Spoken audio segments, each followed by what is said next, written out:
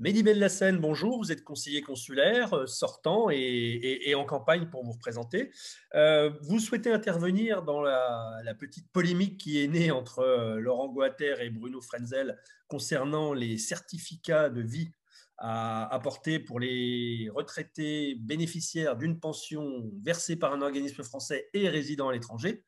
Euh, Concernant donc le texte lui-même, la lettre du législateur en comparant la loi de 2012 et le décret d'avril 2021. Eh bien, écoutez, je vous laisse vous exprimer en la matière. Merci Jean-Guillaume, merci de me donner la possibilité de m'exprimer sur ce sujet qui est, à mon sens, important pour nos aînés et pour les nombreux retraités français résidant au Portugal. Je souhaite effectivement réagir à la polémique. C'est une polémique qui n'est pas non plus qu'entre M. Guater et M. Frenzel.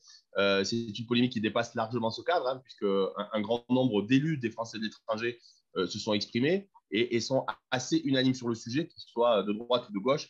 Finalement, les seuls qui ne sont pas d'accord avec l'interprétation du nouveau décret restent les élus de la République en marche, les candidats de la République en marche, pour des raisons bien compréhensibles. Mais pour le reste, que ce soit les gens qui représentent, qui siègent dans la commission des affaires sociales à l'Assemblée des Français de l'étranger, que ce soit les administrateurs de la Caisse des Français de l'étranger ou que ce soit les sénateurs des Français de l'étranger, je crois qu'il y a unanimité pour dire que malheureusement, le décret qui a été passé le 2 avril dernier complique la tâche de nos retraités. Donc effectivement, comme on essayé de le justifier M. Frenzel et certains membres de sa liste, le texte du 2 avril de 2021 reprend en grande partie la loi du 17 décembre 2012 sur l'assurance vieillesse. Elle reprend en partie, et seulement en partie. Et très souvent, en droit, le diable se cache dans les détails, et il y a une petite modification qui est certes minime, qui peut apparaître comme marginale, mais qui change du coup l'esprit du texte. Qu'est-ce qu'on peut remarquer? Que l'article 2 de la loi, l'alinéa 2 de l'article 83 de la loi de 2012 précise que la suspension du versement de la pension de retraite dans les cas où les bénéficiaires ne justifient pas de son existence ne peut avoir lieu qu'à l'expiration d'un délai minimal d'un mois.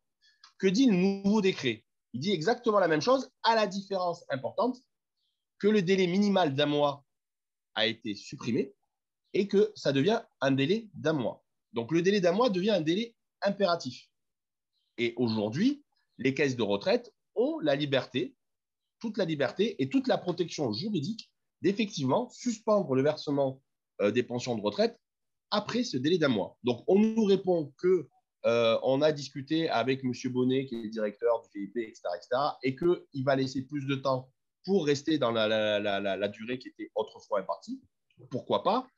Et je remercie ici M. Bonnet de faire preuve d'une grande humanité et d'essayer de faciliter la tâche de nos retraités. Mais aujourd'hui, on ne sait pas qui va remplacer M. Bonnet le jour où il sera remplacé et on ne sait pas quel sera l'agissement de la personne effectivement qui le remplacera et si elle fera preuve d'une aussi grande humanité. Un directeur du GIP qui voudrait appliquer à la lettre le nouveau décret pourrait effectivement, en toute liberté, suspendre les pensions de retraite de nos retraités au bout d'un mois d'expiration du délai exigé pour faire remonter Au bout d'un mois, les hein, certificats. au bout d'un mois de retard, hein, on va dire. Enfin, au bout d'un mois, le délai Au en bout d'un question. mois, une fois qu'on a reçu la notification, on a un mois pour justifier et pour faire remonter les certificats de vie. Si ce délai d'un mois est dépassé, on peut avoir la retraite suspendue. Je salue encore une fois M. Bonnet qui fait preuve d'une grande humanité en essayant d'avoir un processus transitoire qui, surtout dans ces temps de crise, n'handicape pas nos retraités. Mais je crois que ça a été dit par plusieurs élus des Français de l'étranger, notamment d'Amérique latine. C'est vrai que nous, au Portugal, on n'est pas confronté à ces difficultés-là.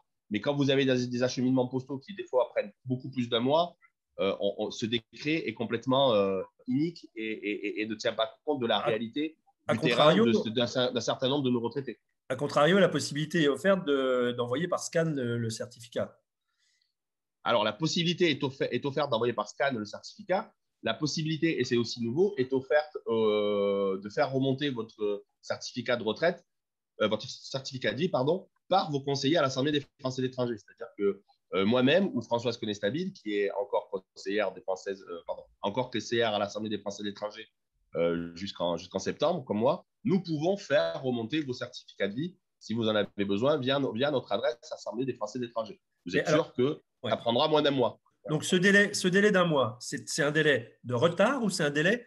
Non, c'est un délai, c'est bien précisé dans le décret, c'est un délai qui court à réception de la notification.